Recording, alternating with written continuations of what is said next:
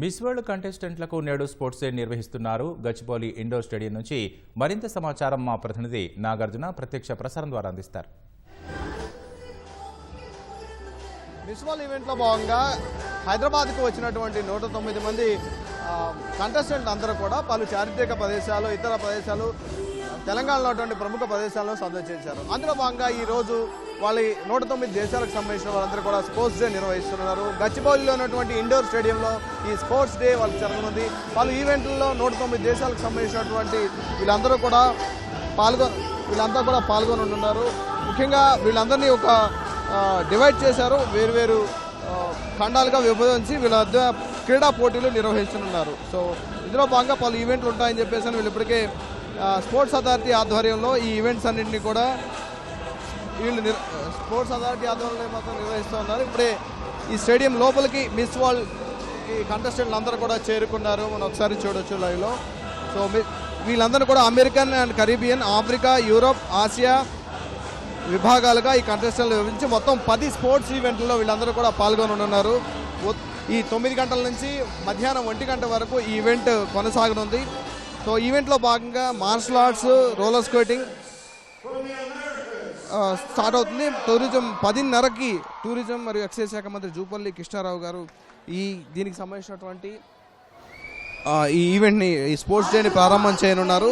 So shot put, ఇందులో భాగంగా short puts, ఇతర ఈవెంట్స్ని కూడా ఇందులో మెన్షన్ చేశారు. బ్యాడ్మింటన్ కూడా నిర్వహిస్తామని చెప్పేసి దాంతోపాటుగా కబడ్డీ ఈవెంట్ని కూడా నిర్వహించనున్నారు. సో ఇందుకోసం గచ్చిబౌలి స్టేడియంలో ఉన్నటువంటి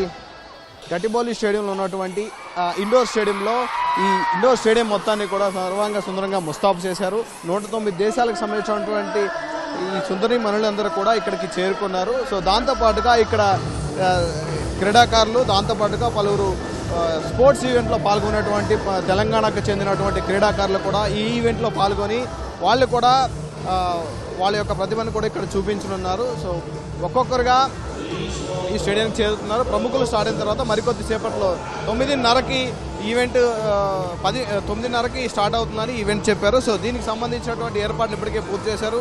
సో 109 దేశాలకు సంబంధించినటువంటి ఈ క్రీడా పోటీలు ఇక్కడ నిర్వహిస్తున్నారు కాబట్టి సో దీనికి సంబంధించినటువంటి ఏర్పాట్లు కట్టుదిట్టంగా చేశారు. బయట పోలీసులు సెక్యూరిటీని ఏర్పాటు చేశారు. ఇక్కడ ఉన్నటువంటి వాళ్ళందరూ కూడా షీ టీమ్స్తో పాటుగా లోపల ఉన్నటువంటి ఈ ఇండోర్ స్టేడియంలో జరిగే ఈవెంట్స్ అన్నిటి దగ్గర పోలీసులు బందోబస్తు ఏర్పాటు చేశారు. సో మరికొద్ది సేపట్లో 9:30కి ఈవెంట్ స్టార్ట్ కాబోతుంది. సో మొత్తం 10 ఈవెంట్లలో ఈ 109 దేశాలకు చెందినటువంటి మిస్ వరల్డ్ కంటెస్టెంట్లు అందరూ కూడా ఈ ఈవెంట్లో పాల్గొని వాళ్ళు పోటీ పడనున్నారు. ఈ పోటీలో పాల్గొన్న తర్వాత విజేతలు ఎవరైతే ఉంటారో వాళ్ళందరూ కూడా 1 o'clockకి ఈ ఈవెంట్ పూర్తవుతుంది కాబట్టి ఆ తర్వాత ఆ ఈవెంట్లకు సంబంధించినటువంటి బహుమతులు కూడా అందజేయనున్నారు. సో ఈవెంట్ అందరూ కూడా కట్టుదిట్టంగా నిర్వహించేందుకు అధికారులు అందరూ ఏర్పాటు చేశారు. సో దాంతోపాటుగా ఇక్కడ ఇండోర్ స్టేడియం మొత్తం కూడా ఈ క్రీడాకారులు, ఇతర తెలంగాణకు సంబంధించినటువంటి ప్రేక్షకులందరితో నిండిపోయింది. ఇది ఇండోర్ స్టేడియం ఉన్నటువంటి తాజా పరిస్థితి. ఓటు రాకేష్.